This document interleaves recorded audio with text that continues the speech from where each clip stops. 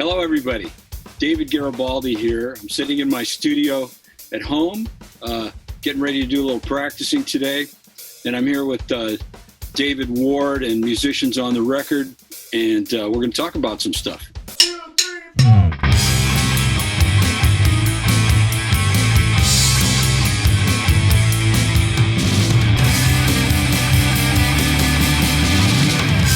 This is huge, musicians on the record. Bring it on.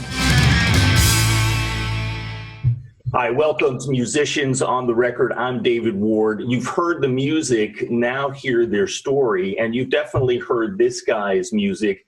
He is a legend in drumming, been around for a very long time, has been named one of the top 100 drummers of all time by Rolling Stone, and since 1970 has been the drummer for Tower of Power. Welcome, David Garibaldi. How are you doing today, David?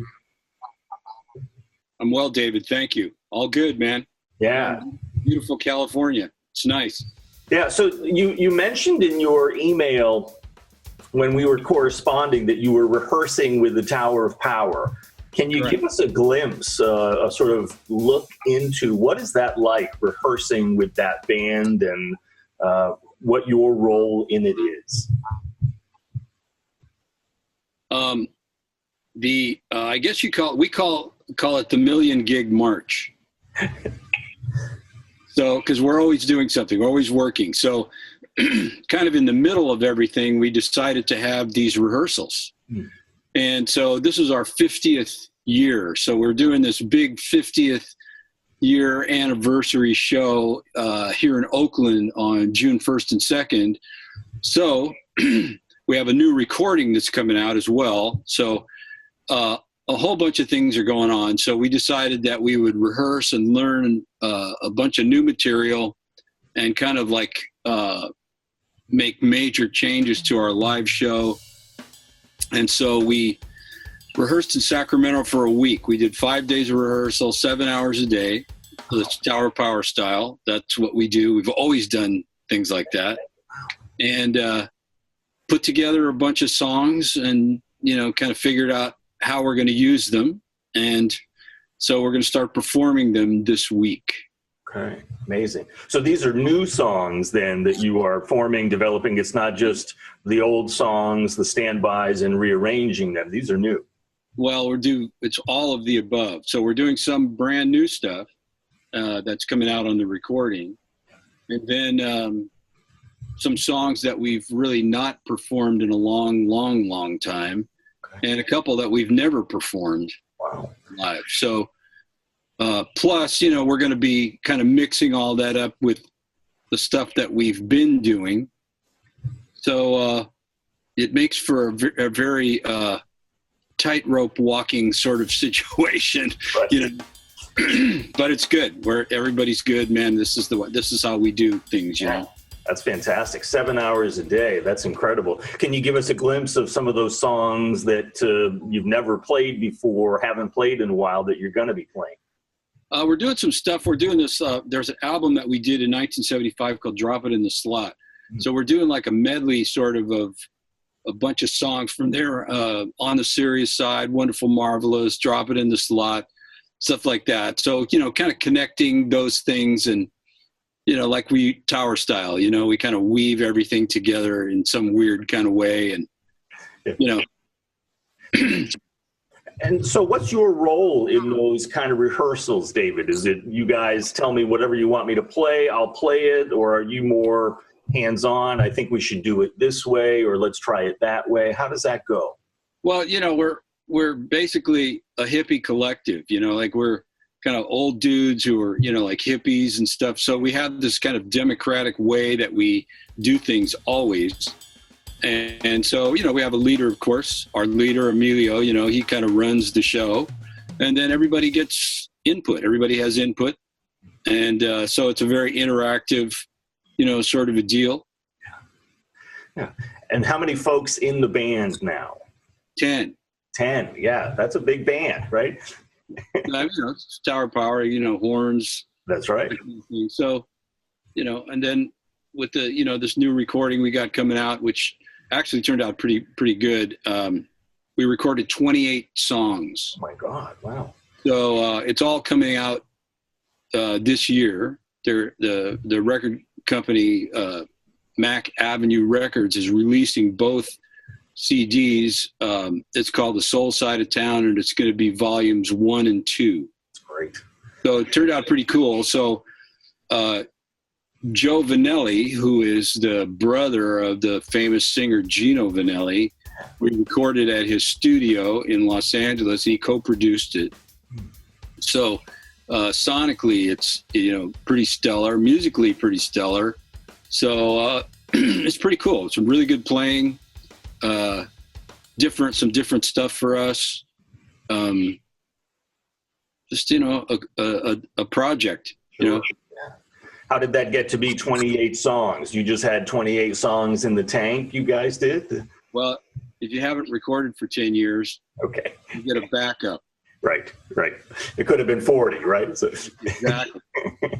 What was the recording process like for you being back in the studio, at least with them, after 10 years? Well, it's Tower Power. I mean, we have a comfort level all the time, So we just did it. We started in Sacramento at a studio there, and probably half of it was done there, half of it was done at Joe's place. And so the first half was pretty much live rhythm section stuff, old school live rhythm section stuff. And sometimes with a click, sometimes not. And then when we moved down to Joe Vanelli's place, we did some live rhythm section stuff, but mostly we tracked with drums only first. So that was really interesting. Now, Joe, I have history with Joe. I've known him for many, many years. We worked a lot together when I was in Gino Vanelli's band. And so we have a lot of studio history together. And so we kind of know how each other works. And Joe really likes drums. The Vanelli brothers, they all like drums. Okay. And so doing drums with him was really, really fun. So we would rehearse the song and then kick everybody out. And then I would play the song to either a click or some kind of sequence, but I'd have my charts and all that stuff. And so I kind of had a form and kind of knew what I was going to do, and then just played. And in an hour, we'd have a great track, and we'd put everybody else on, and you cannot tell that it was done like that. I mean, it just, cause it's a musical approach to, recording using the technology that's available, and it's fun. Yeah. Is that a different mindset for you, recording that way versus recording with a full band, or certainly even playing live? Well, it was a lot easier because I didn't have to stop. I could, I would play as much of the song as I could. Right. And then we would do fixes, and we would, do sections of songs. I would play long pieces, long sections of the songs, connect things, and then what we liked, we would just compose. It was great, man. It was really, really interesting. I'd never really done it to that level before. I'd overdubbed drums before, but I'd never really done basic tracks with just me. Yeah. And, imagining what the music's going to be like, because we had rehearsed. So I would say that's kind of a way that I do things that I guess you call it like a long suit that I have. I can visualize the music. I've always been able to do that with no one around. I think it's because of my practice sessions. I sort of, when I practice something, I always pretend or hear other musicians with it in my head. So it takes on the ideas take on kind of a musicality, from that inspiration, Sure. Amazing. Tell me what a practice session is like for you these days, and how you learned how to practice. Well, learn how to practice is you just get in and you do it. I had a teacher that once told me, repetition is the mother of learning, right? And he'd hold up his finger like this, and he'd say, repetition is the mother of learning, and that always stuck with me. And so when I decided to get serious about things, right, I had a great teacher here in the Bay Area, private teacher Chuck Brown, and he taught me all about discipline. He was very old school, and he was, really very detailed in what he expected out of me and what, instructed me to do. And it sort of set the stage for kind of my development, as I continued on, through my music life, So today I'm working on these things. Wow. These are Tower Power songs that I got the little charts for, and so I composed my parts, and I'm kind of working on, transitions. And so here's my notebook with some ideas and stuff on there for some of this stuff, Yes. So Amazing. that's kind of what I'm doing today. Yeah. So other days it's, hand technique, foot stuff, anything that kind of inspires me. I always have like a notebook full of ideas that I'm, adding to, and kind of, I look at it like an active notebook. I always have an active notebook in that, I call it active because I'm always adding to it, ideas. I date things, and use it as source material for songs, articles, books, stuff like that. Yeah. And how long on average is a practice session for you these days?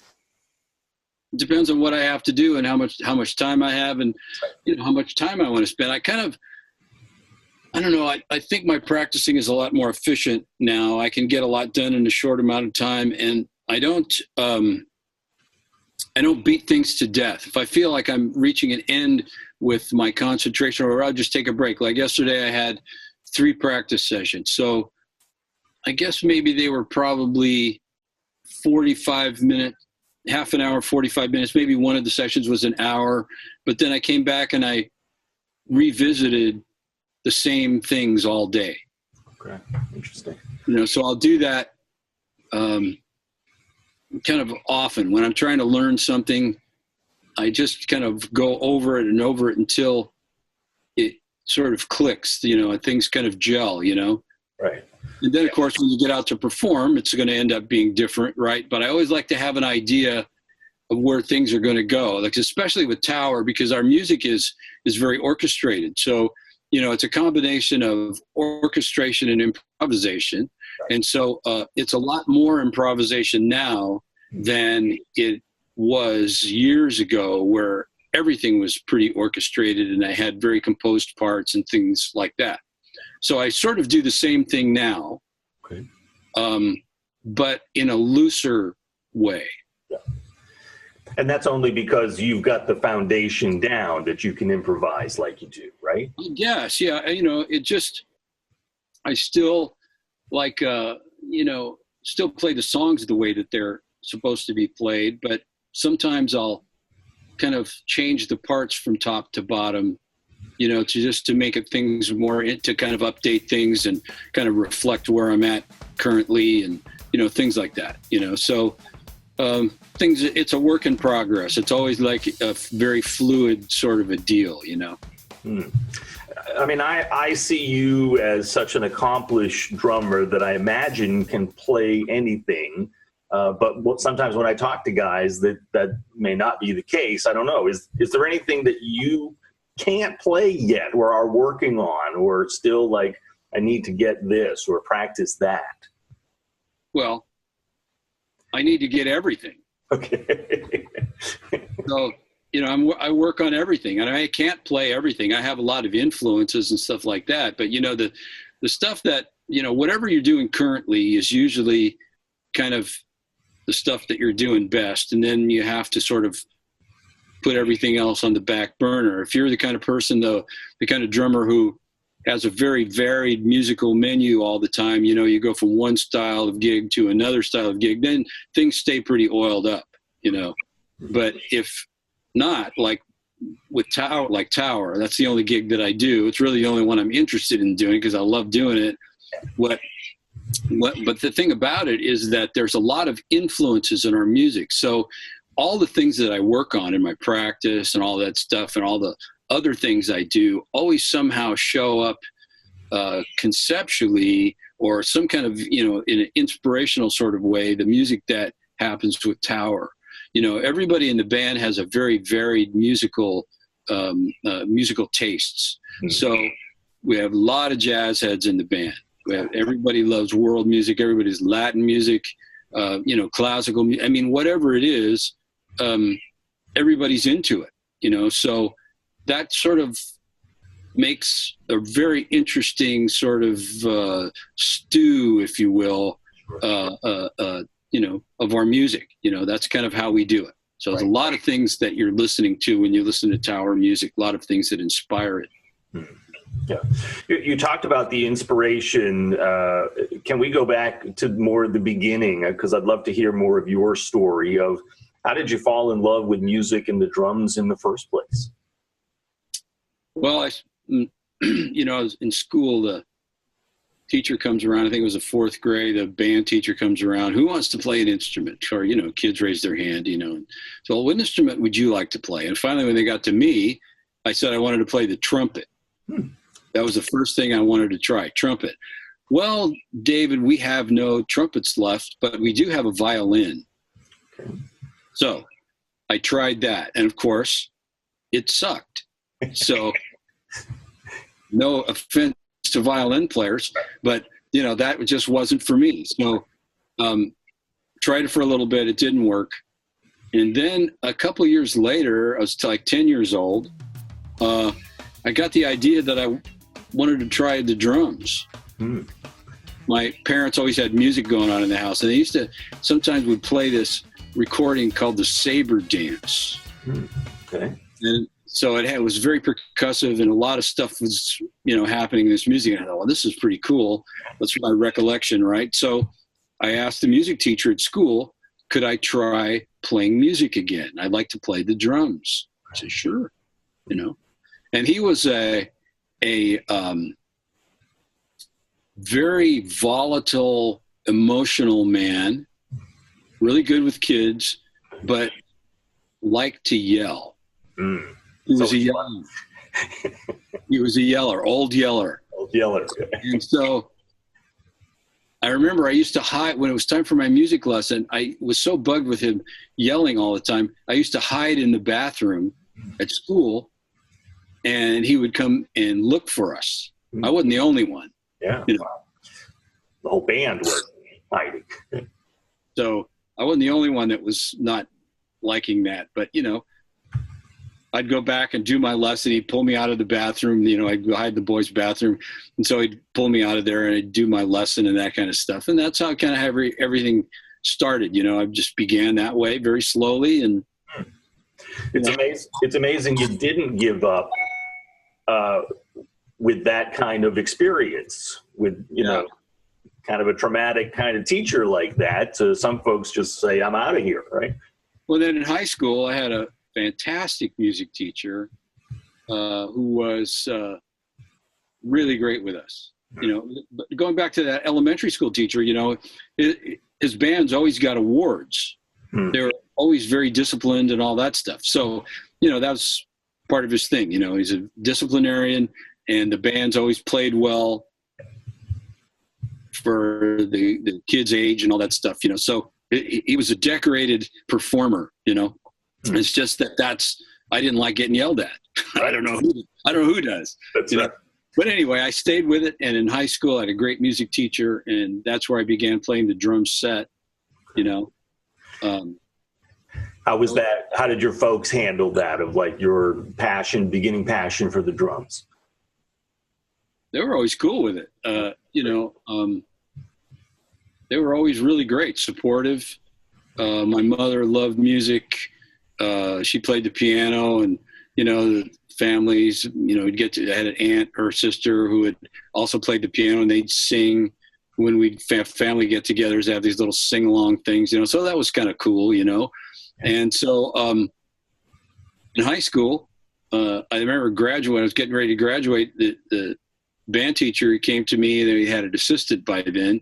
They both came to me and said, you ought to think about doing this, more seriously, after you get out of high school, because I didn't like school. Academically, I did very poorly because I didn't like it so much, right? Okay. So my father, they got me hooked up with a man who played in the Oakland Symphony. And he was a very respected, I won't tell you his name, but he's a very respected guy, taught at a college in Oakland and played the Oakland Symphony, had published works and all this other stuff. So they hooked me up with him. But, you know, at the time I wasn't really ready for any sort of serious study at all. You know, my father would take me to these lessons and, you know, I didn't practice I was just very undisciplined. Yeah. And so I remember one time the guy, he kind of got fed up with, you know, me not doing anything and not being serious. And he told my dad, you know, we should stop these lessons because he's never gonna amount to much musically. So this is what he said, you know. So my dad, you know, remember the ride home from the lesson, you know, and he didn't say anything to me, nothing. He was just my dad. He was really cool. He wasn't, you know, he just allowed me to kind of figure it all out. And I just kept playing, kept doing music, you know. I went to college, started music there, and playing in a bunch of bands, started having my own bands and being in other people's groups and that kind of stuff. And then the military came and I ended up in a military band, you know. So everything just kind of always went that way, went the way of music.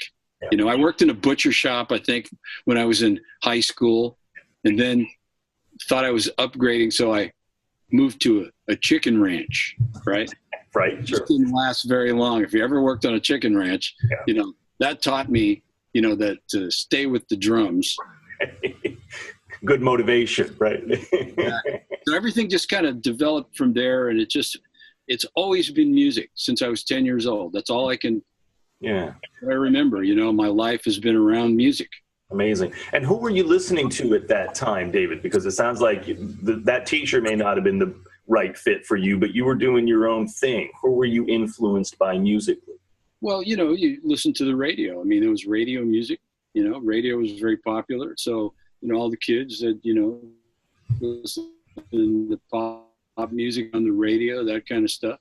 And it's pretty much it, you know. And then you just, as you get into music, you learn to experience more things. I always liked a lot of different kinds of music. I've never had one thing that I thought, well, okay, this is all it's going to be.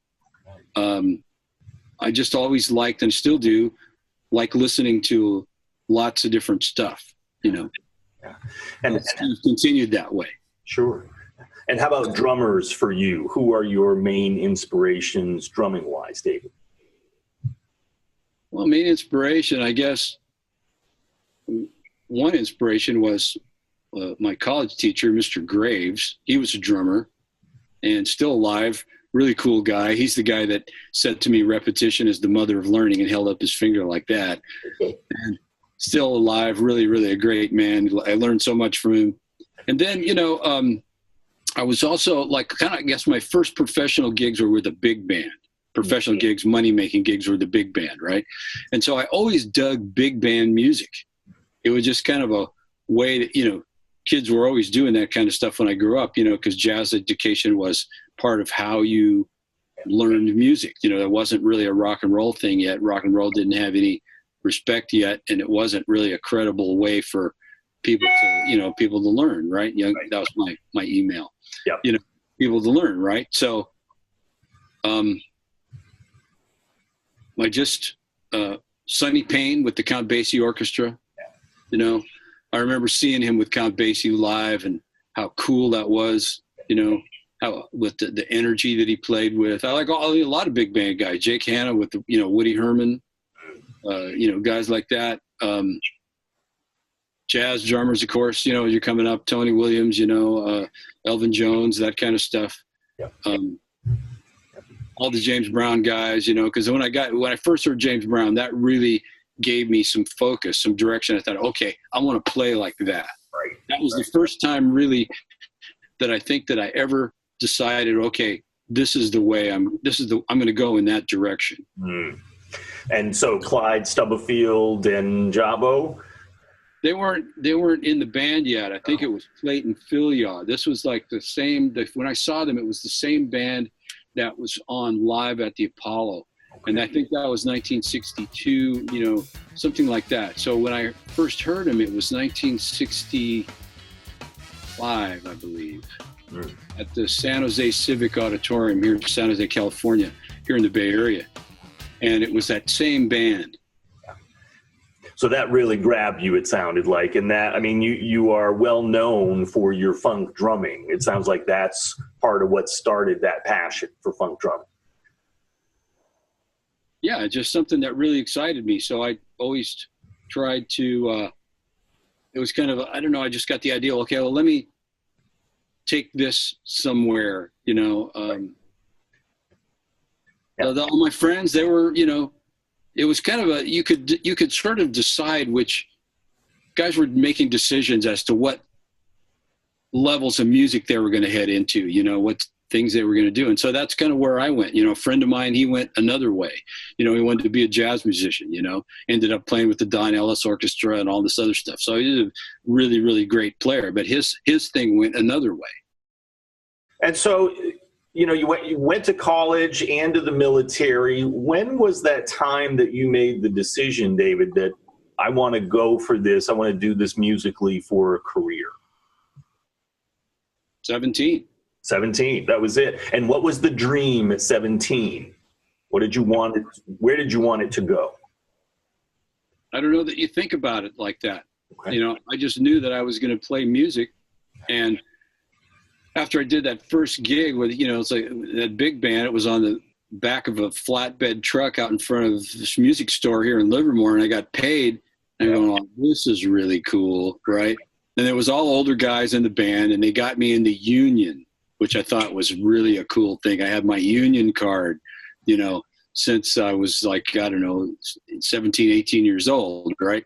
So I thought that was really cool, So it was like that, and I just kind of knew it. I knew that this was what I was going to do. And then every decision I've made sort of has been to stay in music and keep growing, and, places I've lived and, gigs I've done and all of that sort of stuff, Yeah.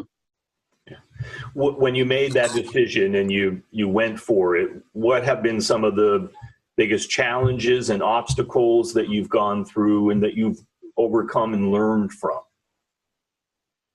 Well, I think if you have a high standard, if you operate, according to a higher standard all the time, there's that. It's pressure, I guess, to always reach.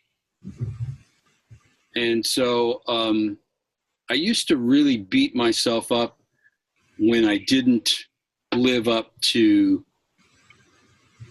my expectations of myself, that kind of stuff, And so now I think I kind of stopped doing that.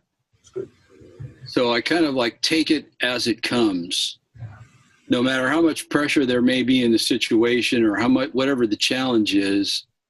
The only way that you're going to grow is if you put yourself in a situation that scares the shit out of you.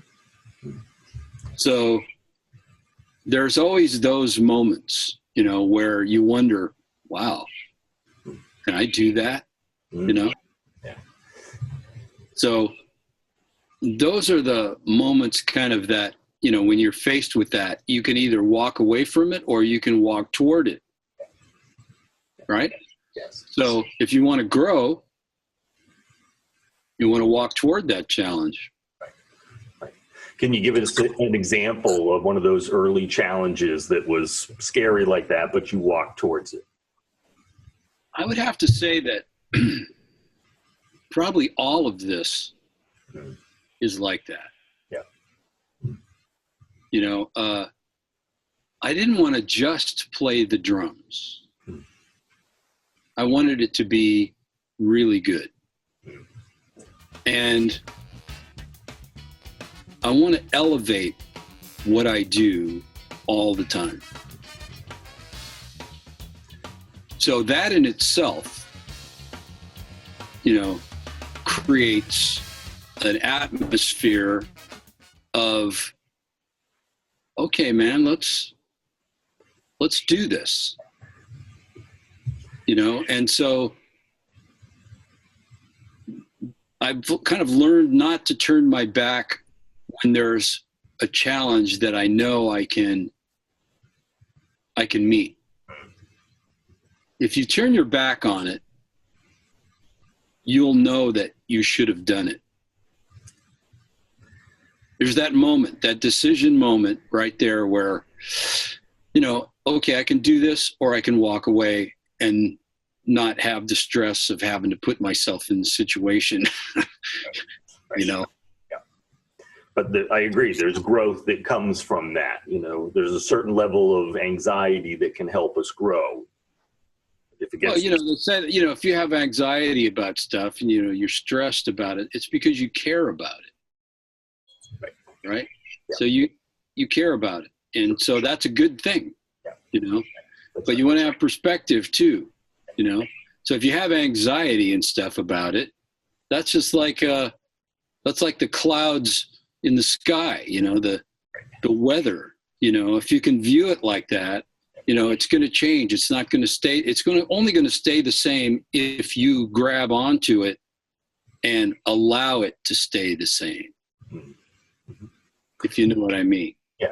Yeah. And for up and coming musicians, David, any tips or ways that you have dealt with that stress or anxiety in the moment, whether it's recording, playing live, getting gigs?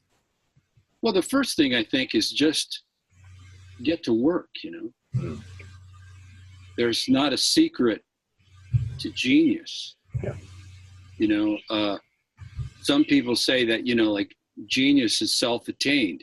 I think the thing that separates people is people's ability to work, your desire to work, have you had a moment in your life where everything sort of explodes kind of, motivationally, all the great players, and actually anybody that does anything great in their life, you can look at athletes, that kind of stuff. There's a moment in their life where something happened in their head. They say, wow, this is great. I can do this. Right. And then that keeps propelling them forward. Right. And so I wanted to and want to live up to what ability I know I have. You're never going to get there. Right. But it's a cool journey. I can hear that passion is still very much alive and driving your bus around that as far as with music. It's really great. Pretty much, the guys in the band are like that. I think if you want to have a really good situation, surround yourself with, and you can do this at any level, surround yourself with people that are smarter than you, right? Yeah. And people whose ability you admire, right? People that you admire. And then offload all the bullshitters and all the ones that are negative and possibly tell you that you couldn't do what you're trying to do. I mean, if you look at our band, for instance, the goal of the band is the same today as it was in 1968. Play great music like our heroes. Can we talk about the story of how you guys got connected, with Tower of Power? Well, yeah, sure. That's kind of talked about it a bunch in other interviews and stuff too. It's like I had gotten out of the military and was playing in a club in Oakland down on a place called Jack London Square, which had a lot of nightclubs and restaurants and stuff. And it was this place called the On Broadway. and because the street's called Broadway, right? And it's at the corner of 4th and Broadway in Oakland for those locals, you know. So the band was called the Reality Sandwich. I love it. And, you know, a hippie band, but a hippie band full of, you know, drug dealers. Okay. So they were playing in this club there, and the drummer had an injury or something happened to the regular drummer. So I was subbing for their regular drummer, as was Mike Clark. We were both subbing for this guy. That's where I met Mike. So this was early 1970, very early 1970. So one day, of course, it happened a few times. A couple of guys from Tower, 2 of the horn players, Mick Gillette and Skip Mesquite, both of them, you know, that passed away, but they used to come and play. And so one night they came and asked me, when they came in, they said, hey, we're looking for a drummer. You want to come and check it out? And so I went and heard them play, and they were playing at a place called Keystone Corner in San Francisco. And it's in the North Beach neighborhood of San Francisco, where there's a lot of restaurants and, you know, clubs and all this stuff. But the Keystone Corner was a real famous club in San Francisco that was presenting, you know, new music, right? As a lot of places were. And so they got horns, and they had a vibe, and they had a cool sound, and there was Rocco, the bass player, you know, sounding really amazing. And, you know, they were doing original songs plus really obscure cover songs that no one knows about. You know, but I knew the songs because I was, for some reason, interested in what they were interested in without even knowing them. We kind of just, oh, wow. And I thought, as soon as I heard the band, I'm going to be in that.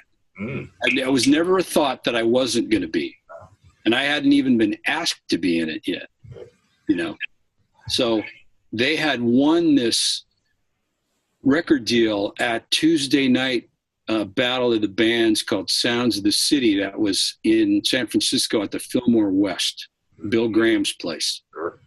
And so the producer had told them that, okay, the drummer and the guitar player are going to have to, you know, step up their level of play a little bit before we can record. And so they gave them 6 months. And so I guess it wasn't going the way that it was supposed to. And so they, you know, I got an invitation to go check it out. And then I met the leader, and then we played, and it went from there, you know. And, you know, that band was like a lot of the bands that around here that I was seeing, you know, that had horns and playing kind of R&B based music and, you know, that kind of stuff. And, you know, Sly Stone was here. He was like a DJ at the time, and he was also a band leader. So he played guitar and stuff, and, you know, was a band leader for groups around here, singers, famous singers, and, you know, that kind of stuff. So I used to see that. You know, so I thought when I saw Tower, I thought, well, this is just like the stuff I'm growing up hearing. This is pretty cool, you know. So it just kind of went from there, and, you know. And I love it that you knew right at the moment you were playing that was going to be your band. It's very cool. Yeah. Love at first sight. Right. There you go. Would you say that was your first big break as far as in the music business, music industry? Well, it was, I didn't think of it like that. I just thought, this is a cool band I'm going to be in. Yeah. I mean, I was 23, right? And so, you know, when you're 23, most 23 years old, you're old kids, you know, that ignorance is bliss. You know, I mean, we did our first gig. My first gig with the band was in July 23rd, 1970, up in Lake Tahoe. At the, you know, state line, Nevada, California state line, Lake Tahoe. And we played, I think, at Veterans VFW Hall. And then we moved to the North Shore of the lake and played in a place called The Stop And we stayed there for, I think we were there for 4 nights or something like that, but we slept on the floor, that kind of stuff, and not once did I think this is lame. Right. Not once. Right. Yeah, 23-year-old kid getting to play music in your life. That's what it's all about. That. And then, just the Bay Area at that time was a very exciting place musically. There was so much musical opportunity and so many cool things, and then we started playing Monday and Tuesday nights at that on-Broadway place where I met the Tower. That way we had a regular gig there. And when we first started, no one came. Wow. And in a very short time, there was lines to get in to see us play. And so it just kind of went from there. I met Michael Shreve, with the, Santana band, and Doug Clifford with Creedence Clearwater. And, actually, Doug was the first guy that I had met who was of any sort of, had any sort of fame. And I was giving him drum lessons at his house. And he asked if we were interested in touring with them. Wow. Cool. So that was kind of like our first big break. We did a Creedence Clearwater tour. Nice. Right? Yeah. First big deal. Yeah. Then right after that, I met Michael Shreve, and we hit it off, and he invited us to tour with Santana. So right away, two of the biggest bands at the time, huge, top of the heap, right, are taking us out and giving us national exposure. And, we're opening the shows, we're playing when the lights are on, and people are throwing stuff at us and all this, it's like that. Right. But man, it was really great. We had our stuff in a van. It was cool. Yeah, that must have been amazing as a young man to be traveling. For you, what were some of the highlights, or even just career-wise, some of the highlights with performing? Those sound like two just right there, but any others come to mind? One of the first cool ones I remember, of course, there's like so many stuff, but a couple of this always stick out is we played the Fillmore East with Santana, right? And it was Roland Kirk was on the show. Rahsaan Roland Kirk, right? And so he shows up and he's got his entourage and stuff, and he had a minister of music or some kind of thing, and the guy had this shepherd's crook, and he's like banging it on the floor as, they're kind of this procession. They're going through the venue and all this stuff. And it was pretty wild. I mean, I'd never seen anything like that before. I'd only heard his recordings, right? And so he does his set, and he tells the audience that they don't know anything about black music. And the audience starts chanting, bullshit, bullshit. This is Fillmore East, right? Yeah, right. I'm watching all this, and I cannot believe what I'm seeing. And at the end of his set, he got a standing ovation. Amazing. I was in shock. I'd never seen anything like that. And also, during that show, Miles Davis came to hang out because he was interested in Santana. Him and Carlos had become friends and stuff. And so he was there. And then we did, a while after that, we did those Aretha Franklin live at the Fillmore shows. We opened all those shows. So there was 3 nights. It was pretty amazing. That must have been incredible. Yeah. So, and there's been a lot of other stuff too, but those are things that always kind of stick with me all the time, Sure. And where did the Mickey Hart project come in? The Planet Drum, Mickey Hart's Planet Drum. How did that come about, David? We did our first record release. We had Warner Brothers record deal. So the first record we did for Warner Brothers, Bump City, we did a record release party at the Grateful Dead Ranch. Wow. And spiked the food with acid. True story. I believe it. It was the time, right? Yeah. So, like I've known Mickey since those days, and it was fun. I had a really great time, with Giovanni Hidalgo and Zakir were in the band, so two masters of their instrument on the same bus, and you're hanging out with them every day. Then we had this great talking drum player, Sikiru Adepoju, for a real talking drum player, man. And these guys had so much culture and so much musical things going on. And the most fun was on the bus every day, the daily jam sessions and hangouts. To me, that was just like, it was like school, being around these guys. It was so much fun. It could be challenging enough with a 3-piece or a 4-piece sometimes. You got the highs and the lows of, just being in a band. What are some of the pros and cons, the challenges being in a 10-piece band? Well, I think being with any band, you got to get along with people. Yeah. The main thing we do is we don't tell each other how to play. We don't have any discussions about how somebody should play.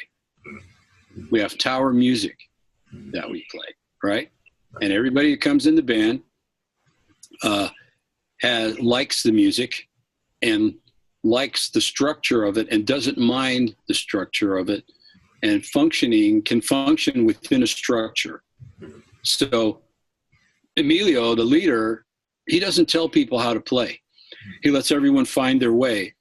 So always when we get new people that come in the band, it's, oh yeah, man, I've grew up with tower music. I know all about it. It's my favorite music, blah, blah, blah. Okay. Well, listening to it, but then being in it are two different things, right? So there's always, like, we call it Tower 101. When someone comes in, they learn how to play the music, and then they learn how to get along with everybody. So if you can't do those things, then you're not going to be able to stay.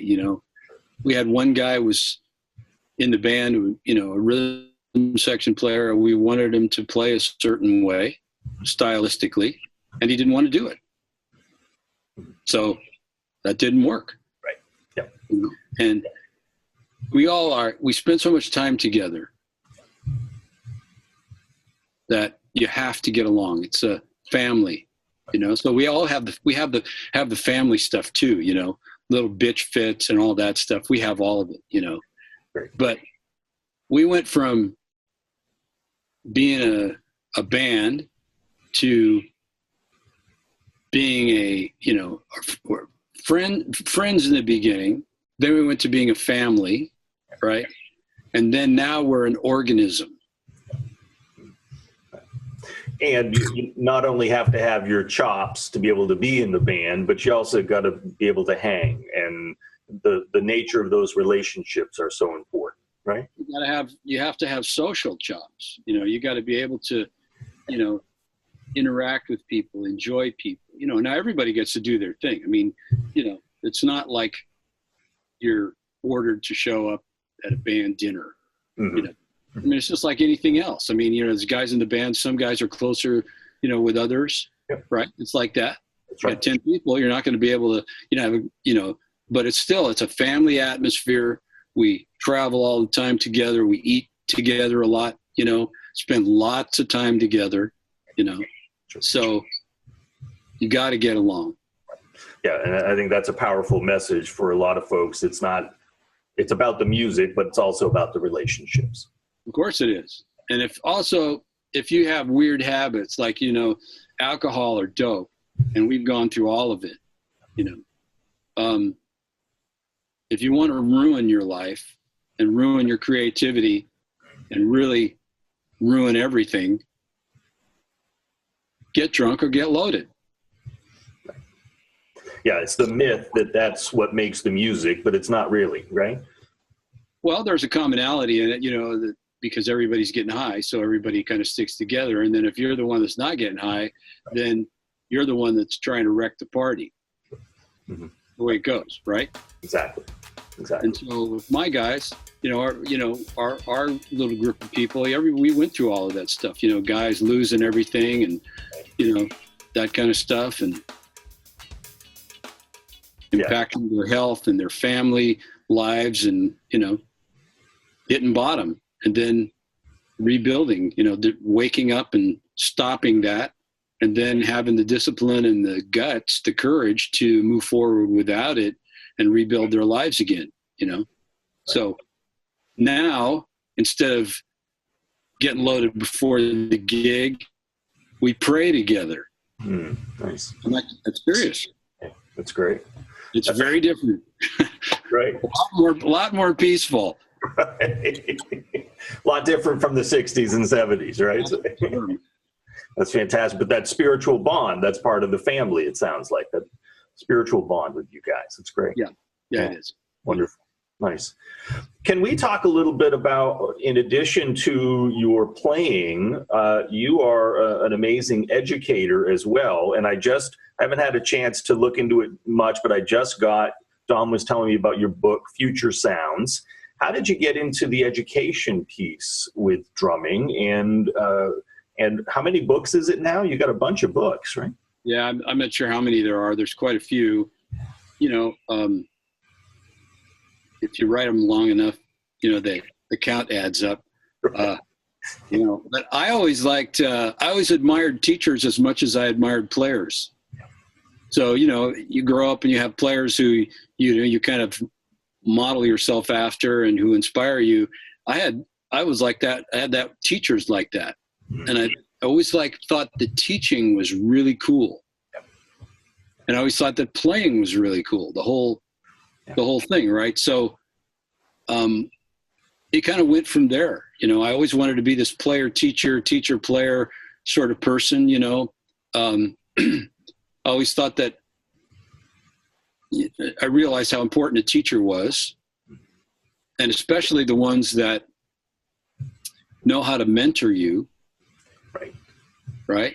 And some, my teacher that's still alive, he's still my teacher. So you still have a teacher as well? Well, I have teachers all the time. I always work with people. When I have needs musically, I go see somebody that that can help me. I've been out to see Dom. He was gracious enough to have me in. We spent a day together. I've done that with other people too. I'll just go work with people. If you want to know something, I mean, how else are you going to get it? Right? You go to somebody that knows. Yeah. Yeah. So, I have friends who are excellent teachers who I view as mentors. Yeah. And do you also teach people privately, in person, or Skype? I have private students right now. I used to have hundreds of guys, but now because it's our schedule and stuff, that's impossible.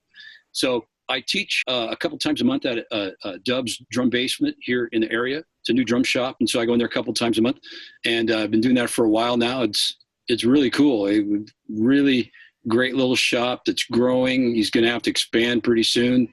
I enjoy the one-on-one thing. I did lots of clinics and a lot of big events and things like that, but I discovered that I didn't enjoy that so much. It just didn't interest me, but what I do like and really enjoy is a one-on-one thing. I like meeting people, and bullshitting with them and laughing and talking about stuff, and getting into where they want to go as a player. Right? So somebody comes to see me, the first thing I say to them is, well, why are you here? Right? So maybe nobody ever asked them that before. Right? So my question is, it's always, what is it that you want to accomplish? And so if they say, well, whatever you want to show me, I say, well,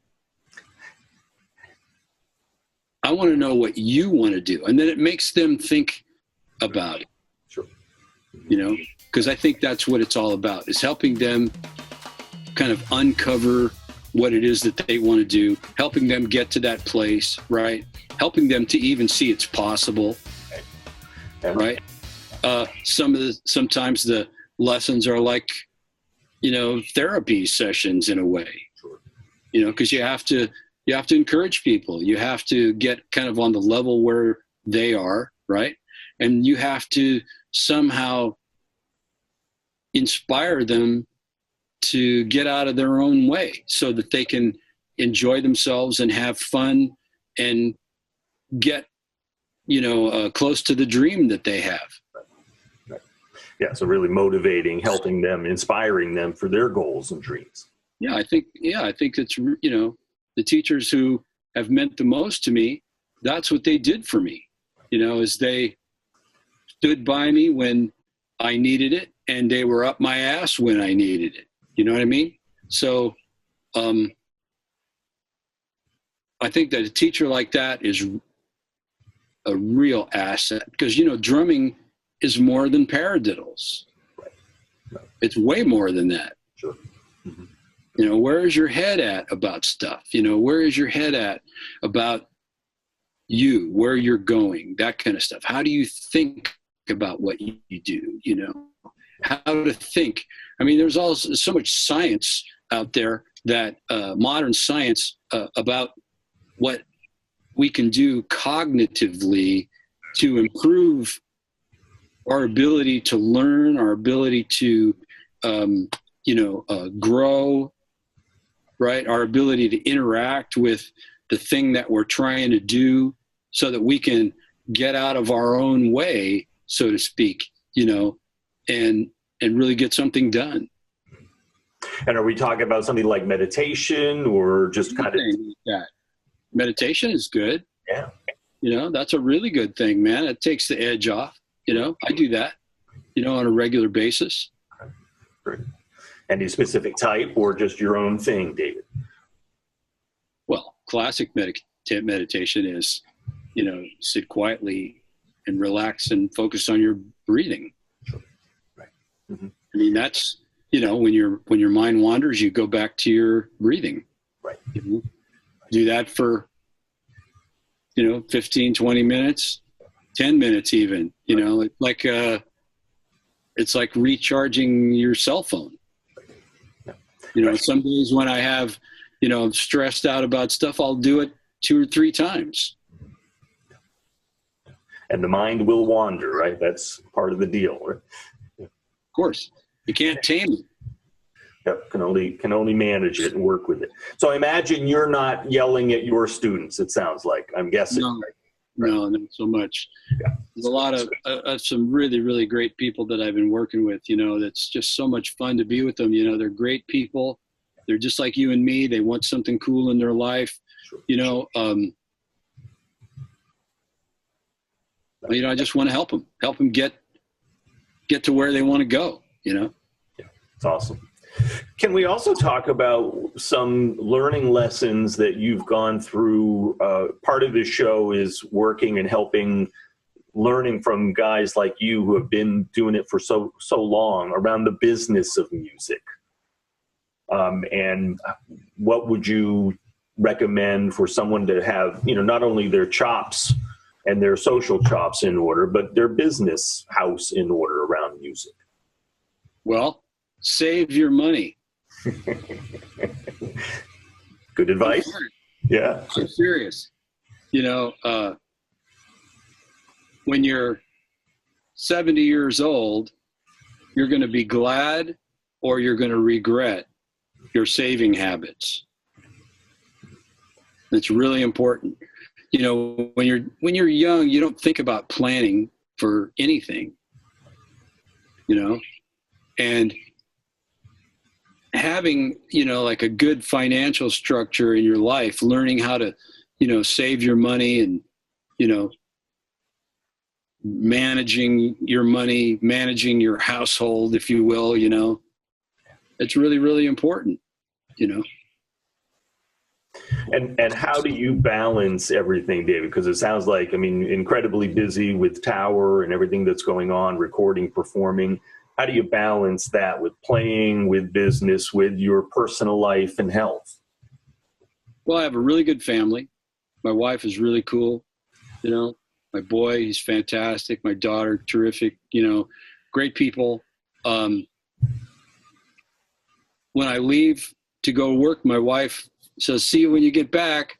And she's a steady person, and you know, I never have to worry about her. You know, she's not a needy sort of person in that way, you know. So home life is really good. Fitness is really important to me. So I have a very active fitness life, you know, working out. So I was a runner for years, and I stopped doing that because I had hip surgeries and this stuff. And so, but, you know, I do Pilates, I strength train, I cycle, you know, lots of walking, you know, anything with fitness in it. I just love it, you know. So I don't do that for drumming. I do that because it makes the rest of my life go really well. You know, drumming fitness is, if you want drumming fitness, then you got to practice. So you don't see much correlation between the two. The exercise doesn't help the drumming so much? Well, it helps, you know, because it helps your brain, you know. But I think, you know, is a push-up going to help you, you know, play a paradiddle? No. Can we talk a little bit about how you're doing from the accident? Would that be okay? Yeah. Okay. Whatever you want to share or don't want to share, you tell me about that, David. That I will totally respect that. But obviously, you went through quite a scare, quite an event. It's almost a year ago, over a year ago, and you know, it's glad you are here and glad you are up and around.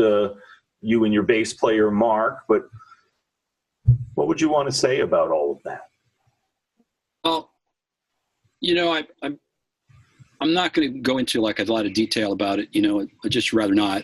But I will say that, you know, we both are doing well. We're back to work. Mark is playing with us now, and we're just feeling good. You know, we're grateful that we're alive. Yeah. It was a pretty interesting year. You know, lots of people were praying for us, and, you know, we went through a lot of stuff to get back to where we are. You know, Mark almost died and that kind of stuff. And we both had our issues from that physically, you know. But life is good. We're here and grateful. And that's what there is to say about it right now. You know? Right. And it sounds like that's one of the main lessons right there is you're here, you guys are both here, and you're alive, and the sun is shining out there, and gratitude, right? We're thankful every day for what we got. Right. Absolutely. And that's a key. I think that's a key as far as just dealing with mindset as well. Right. Yeah. Yeah. Absolutely. So, you know, I mean, if you're, you know, allow discouragement to kind of take root in your life, you know, you can't be optimistic. Right. Right. So whenever you're tempted to be discouraged, if you don't allow that to take root in your mind, right, you're in good shape. And that's a battle. You know, it's a, you know, living good and living that way, it's hard work, man. Right. No question. And it sounds like there's an inner resiliency and inner strength that you have with that, but also that you have an amazing group of support, family and friends that have helped you through all of those times. They've helped me quite a lot. You know, the thing is that it comes down to what do you want, and what are you going to allow in your life, right? And so you can look at the things that happen to you as a sentence, right? But if you do that, then all of a sudden you're living within your limitations, right? Now, I'm not unrealistic enough to think that I don't have challenges now as a result of this accident, right? Okay. But I don't look at it as a sentence. I'm optimistic about my life and moving forward and all of those things, you know. So sometimes you have to move in spite of what, you know, the circumstances say. Sure. So you mentioned thinking about where you want to go. Where do you want to go still? I mean, an amazing career that you've had so far. Where else do you want to go, David? Well, I want to keep living, keep doing what I do. I mean, the story is still being written. I mean, you know, so we're still doing our stuff, you know, we're still on the million gig march, you know, we still have a crazy schedule. We still are doing what we do, you know, keeping the lights on, you know, paying the rent. That's what we do, you know? So yeah. I'm thankful for all of that. I mean, it's really cool. We get to do lots of playing, more playing probably than, you know, you need sometimes, you know, yeah. But it's really good. You know, I couldn't ask for, you know, anything greater. You know, I'm in a place that I love and enjoy, and, you know, I keep it that way. You know, anything, if you don't tend to it, care for it, respect it, anything can fall apart, you know. So I have great respect for what I do. I have respect for all the things in my life that are, you know, that exist, the good and the bad. I respect all of it, and I deal with all of it, you know, as best as I can, but with a grateful and optimistic view. Great. So in closing then, David, we've got the double CD or the double vinyl, whatever we want to call it, for Tower Power coming out this year, both. Yeah, hopefully all of the modalities. What advice would you give for future generations of musicians who are watching this, who would like to get to where you are? And man, there's no secret to it, man. Just get to work. You know, everybody looks about, you know, says, well, there's no opportunity today. Well, did we live during the Renaissance? No. And art still found a way to be made. And that art we're enjoying today still from periods like that, right? We don't have patrons of the arts today. We don't have that, right? And so you kind of have to foot your own bill. There's always going to be $50 gigs, you know, to play, because that seems to be some sort of really messed up rite of passage that every musician has to go through, you know, no matter how long you've been in it. I mean, if I wanted to, I could go do some $50 gigs right now, you know, they're always out there, right? But that's how you learn, you know, you do the $50 gigs if you really want to do this, right? And so put yourself in situations that allow you to do what you want to do, that allow you to follow the dream that you have, right? And just get to work at it. Just work. There's no secret. The only time that success comes before work is in the dictionary. Yep, fantastic. Hard work, that's where it's at. There's no shortcut. David Garibaldi, it's been a pleasure. Thank you so much for being on Musicians on the Record. All right, Dave. Thank you, man.